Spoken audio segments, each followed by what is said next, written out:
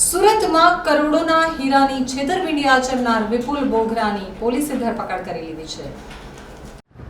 સુરતની ઓળખ diamond city તરીકે થાય છે, ત્યારે હીરા ઉદ્યોગમાં કરોડોના હીરા લઈ ભેજાબાજો ભાગી છૂટતા હોય છે।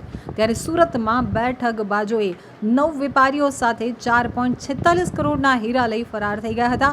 આ મામલે વેપારીઓએ પોલીસ ફરિયાદ નોંધાવતા પોલીસે એક ઠગબાજની ધરપકડ કરી કાયદેસરની કાર્યવાહી હાથ ધરી છે। આ અંગે પોલીસ પાસેથી મળતી માહિતી પ્રમાણે સુરતના વરાછા પોલીસ મથકમાં એક ફરિયાદ નોંધાઈ હતી।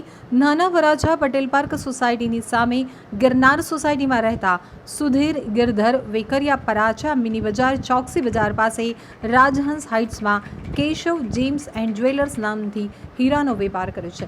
સુધીરની ઓફિસમાં વર્ષ 2022માં વિપુલ બોગરાએ હીરાનો માલ ખરીદ્યો હતો અને નક્કી કરેલ 30 દિવસની સમયમર્યાદામાં તેને પેમેન્ટ પણ ચૂકવી આપ્યું હતું। ત્યારબાદ ફરીથી પોલિશ્ડ હીરાનો માલ ખરીદી તેનું પેમેન્ટ વિજય બાબુ અવૈયાએ મારફતે મોકલાવ્યું હતું।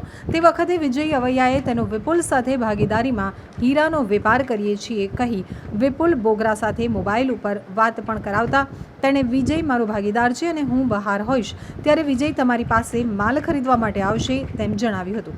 ત્યારબાદ 12 એપ્રિલ 2024ના રોજ વિજય અવૈયા સુધીરને ઓફિસમાં મળવા માટે આવ્યો હતો અને પોતાની પાસે બહારની ઘણી પાર્ટીઓ છે, તમે અમને માલ વેચાણ કરવા માટે આપો તો હું તમને તેમાં ઘણો સારો નફો કરાવી આપીશ તેવી મોટી વાતો કરી વિશ્વાસમાં લઈ અલગ અલગ ક્વોલિટીના પોલિશ્ડ સીવીડી હીરાનો કુલ ₹11,11,257નો માલ ખરીદ્યો હતો।